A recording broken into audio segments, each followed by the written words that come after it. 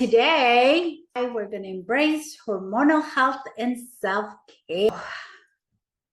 This is a really good topic. Understanding the connection between hormones and wellness, very important. Today, we're exploring the significant role of hormonal health in the role it plays in our well-being and how self-care practices can support it. As many of you know, women after a certain age, we go through perimenopause and menopause. So this topic becomes even more important. What are hormones exactly? Hormones are chemical messengers that govern various body functions, such as growth, metabolism, mood, reproductive processes. And what you see here in the slide is only the reproductive process and only a very small shot of it. But it's a very complex system of communication in the body. Hormonal imbalance. An imbalance in hormones can lead to various health issues ranging from fatigue, weight gain, to more serious conditions. This is one of the reasons why, as we're starting to go through perimenopause and menopause, as estrogen decreases, our weight starts to go up, especially our belly weight. The impact on overall wellness. Our hormonal health affects almost every aspect of our wellness, influencing our energy levels, emotions, weight, and much, much more. The role of self-care. Embracing self-care is crucial because we need to maintain hormonal balance. This includes proper nutrition, exercise, stress management, and sufficient sleep. And this becomes so much more important at our age, right? Self-care role is not selfish. Self-care is not selfish. Self-care practices for hormonal health. Some effective practices include mindfulness meditation, one or the other or both, nourishing diet plans, regular physical activity that resonates with. So I would say at this point in our 50s, even starting in our 40s, about 60% of your wellness, it's going to be your meal plan, your nourishing meal plan, because it's what's going to help us balance and keep hormonal balance. Physical activity also very important, but I think an eating plan is more important.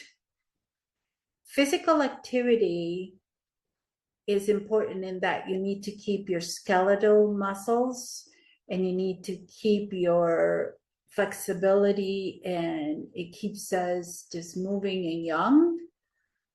In our mindful meditation just keeps everything balanced. Challenges and how to overcome them. Understanding and managing hormonal health can be complex. Working with a healthcare professional, following personalized plans, and commitment to self-care can make this journey smoother. If you're having a lot of problems, a really hard time through perimenopause, you're having a lot of symptoms and you need help to relieve those symptoms, please don't suffer in silence. Work with your healthcare provider. They can help you. They can give you medications to help you out. And then you can, on your side, start working with your nutrition, your exercise, and your mindful meditations. But don't suffer in silence. You need help. Seek help. For many years, I suffered with horrible bleeding and never went to my doctor. By the time I went, I was told I needed surgery. Don't delay stuff. Go when you need to. Next, embrace your journey.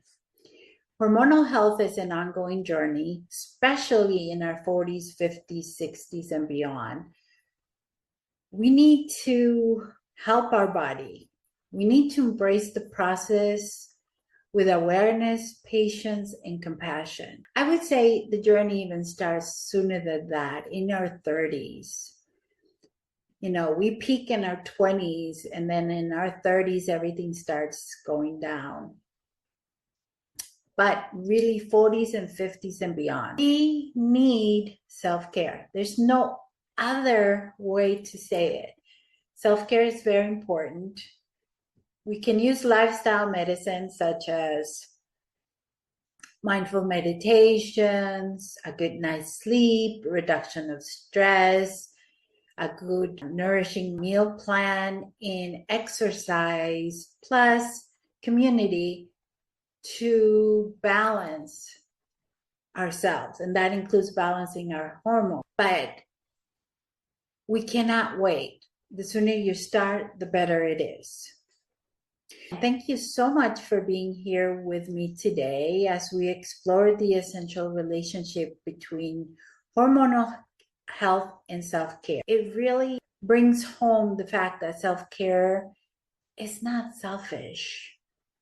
And self-care at any age is taking responsibility for our life, for our health.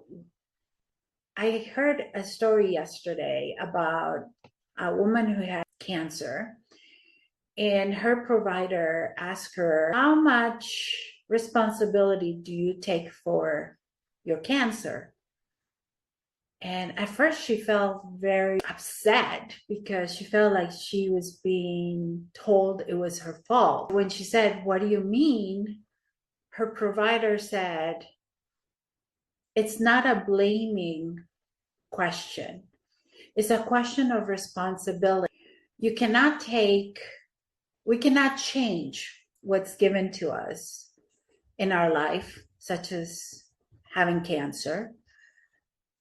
We cannot take responsibility for other people and other things that happen, but we can take responsibility for us, how we respond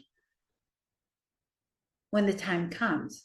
What he was asking her is, how much responsibility do you take now for managing the cancer and trying to beat it? And of course, she said 100%.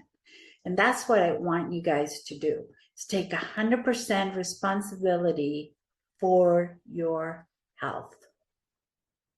Hope you have a great rest of the day. Take care. Bye-bye.